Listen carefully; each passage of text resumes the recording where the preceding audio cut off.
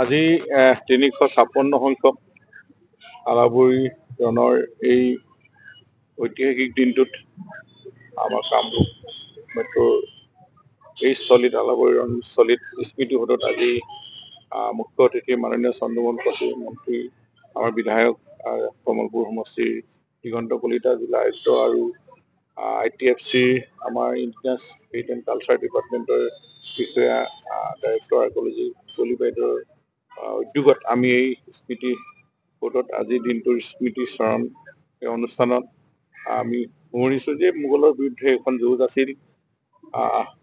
আমাৰ শৰাইঘাটৰ ২ বছৰ আগত হোৱা এইখন যুদ্ধই আমাৰ অসমীয়াৰ বীৰত্ব প্ৰকাশ কৰিছে আৰু ইয়াত নিহত হোৱা এই প্ৰায় ১০,০০০ ওপৰৰ শ্বহীদক আমি স্মৰণ কৰিছোঁ।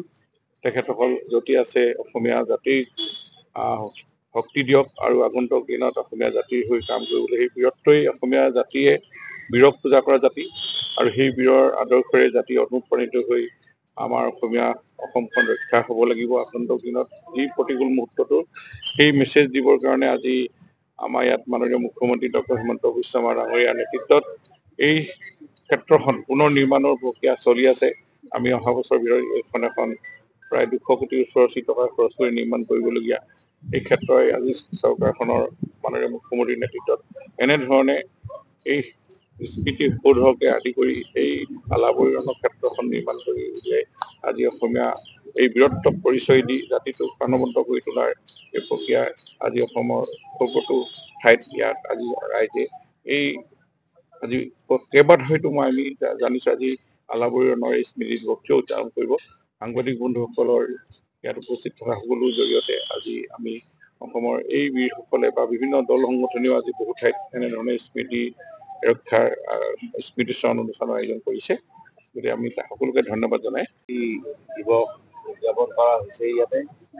আৰু আলাবৰী ৰণত প্ৰায় ১০,০০০ সৈন্যই মোগলৰ হাতত নিহত হ'ব লগা হৈছিল আৰু তাৰে স্মৃতিত এতিয়া আলাবৰী স্মৃতি আমাৰ ভালকে পছৰীয়া অঞ্চলত ডাঙৰকে কৰা হৈছে। আমি মাজতে আমাৰ ডাঙৰীয়া আমি নিজে পৰিভ্ৰমণো কৰিছোঁ। তেওঁলোকৰ স্মৃতি যাতে যুগমীয়া হৈ থাকে আৰু তেওঁলোকৰ ত্যাগ যাতে যুগমীয়া হৈ থাকে। আৰু আজি প্ৰতি বছৰৰ নিচিনা ইয়াতো এই স্মৃতি দিৱস পালন কৰা হ'ল। যিসকল বীৰ যোদ্ধাই প্ৰায় ১০,০০০ সৈন্যই আমাৰ অসমৰ ১০,০০০ সৈন্যই মোগলৰ হাতত যে মৃত্যুবৰণ কৰিবলগা হৈছিল, তেখেতসকলক আজি আমি শ্ৰদ্ধাৰে সোঁৱৰিছোঁ। তেখেতসকলৰ আত্মাৰ চিৰশান্তি কামনা কৰিছোঁ আৰু তেখেতসকলে জাতি মাটি আৰু ভেটিৰ কাৰণে মোগলক পৰাভূত কৰি অসম যে ৰক্ষা কৰিছিল এই কথাখিনি আজি শ্ৰদ্ধাৰে আমি সোঁৱৰণ কৰিছোঁ। আৰু আলাবৰীৰ স্মৃতি যিটো আমাৰ বছৰীয়া ঘটনা সংঘটিত হৈছিল, যুদ্ধ সংঘটিত হৈছিল, তাত যিটো ভালকে কৰা হৈছে, নিৰ্মাণ কৰা হৈছে, সেইটোৱে ডাঙৰ এটা মানে আমাৰ এই বীৰসকলৰ যিসকলে প্ৰাণ আহুতি দিলে, এই বীৰ অসমীয়া যোদ্ধাসকলৰ স্মৃতি চিৰ যুগমীয়া কৰি ৰাখিব আৰু সেইটো এটা টুৰিষ্ট স্পটো হ'ব অসমৰ।